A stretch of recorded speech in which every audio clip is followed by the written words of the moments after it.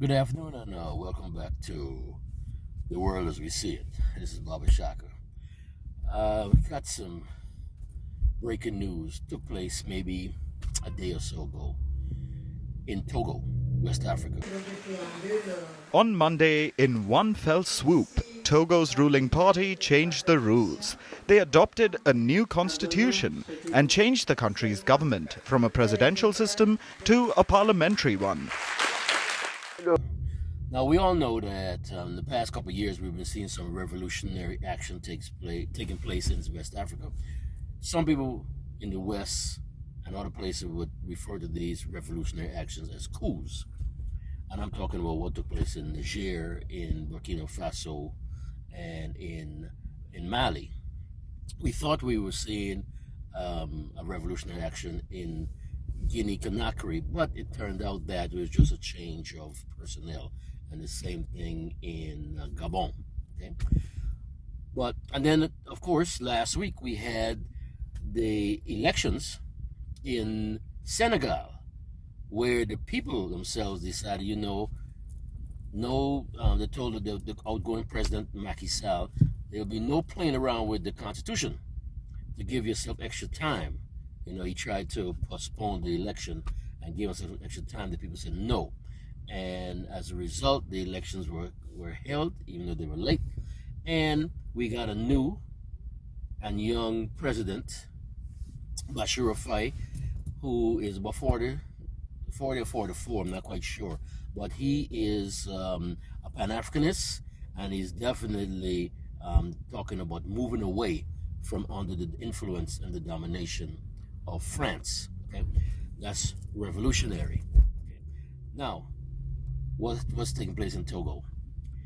Togo has been ruled by the same family for 50 plus years. I forgot the name of the former ruler who took over in a military coup, and then ruled for some 37 years. He died, I think, in 2005. His son took over, and he's ruled for the past 19 years.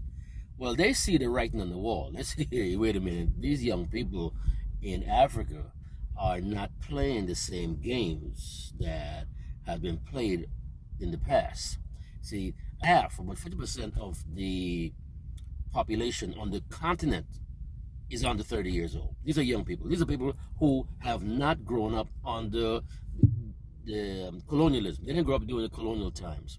So they don't look at the Europeans or the Westerners with the same awe and reverence that their fathers and grandfathers did.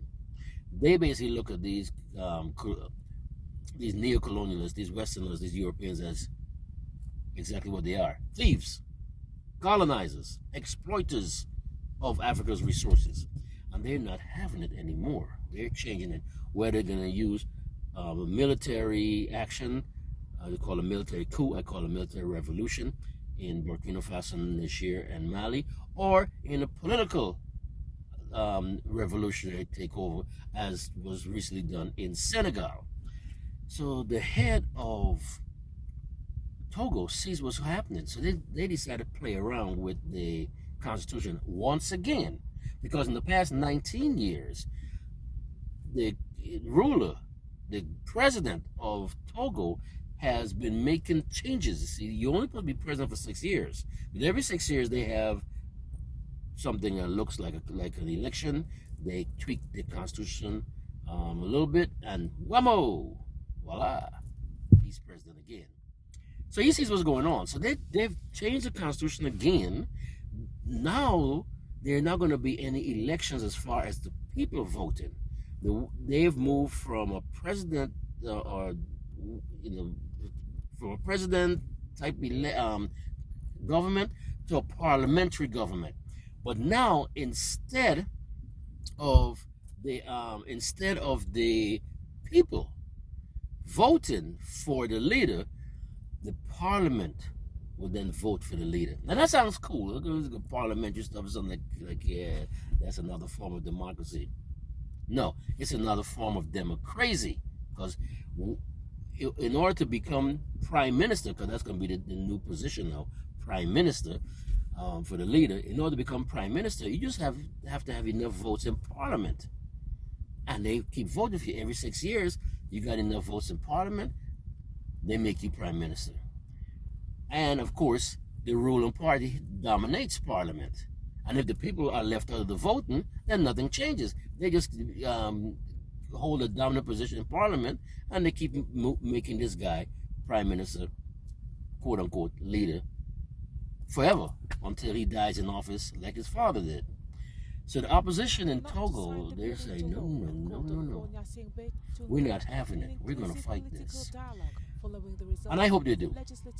I hope they do. It's time for all of these leaders, these old guys who've been trying to hold on to power ever since colonial days, and they're trying to turn these little patches of ground, we call countries because Togo's not that big, right? But they're trying to turn it into their own fiefdom, their own kingdom, moving from father to son, Those days have got to go. They've got to go. Because for Africa to move forward, we've got to change the way we do business there. We got to definitely change the way we do business. We have to stop imitating our colonial masters, In former British colonies, those English-speaking colonies, what do we have? We have a British system. So we have a system that is we're imitating the colonial masters who are supposed to have left. In the Francophone countries, the ones who used to be colonies of France, what do we have for most of them? A French system, okay, that they call democracy. It's only recently that young leaders have started to step up. Whether they're stepping up with the ballot or they're stepping up with the bullet, they're stepping up, and things are changing. The guys in Togo are trying to fight off that change, but it's not going to work. It's not going to work because when change comes, it comes. You could try to hold it up as long as you can, but so the people of Togo, I hope that they rise up against this and said no, enough is enough. I hope this movement spread to places like Cameroon, where Paul Biya has been ruling for almost 40 years.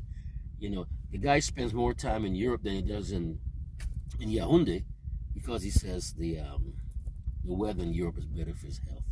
So he spends more time in Europe spending the people's money, living like a king, trying to be as European as he possibly can. Okay? He needs to go. Right? Tinubu in Nigeria, well, that fool needs to go. Okay?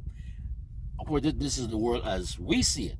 It may not necessarily be the world as you see it, but that's what I'm talking about. This is the world as we see it. You can feel free to agree or disagree. That's what it is. So let's keep an eye on what's going on in Togo. I hope that the people of Togo takes matters in their hands, because freedom only comes when you take it. Power concedes nothing without a struggle. Power concedes nothing without a struggle. This is Baba Shaka with The World as We See It. Kwaheri. Assalamu alaikum.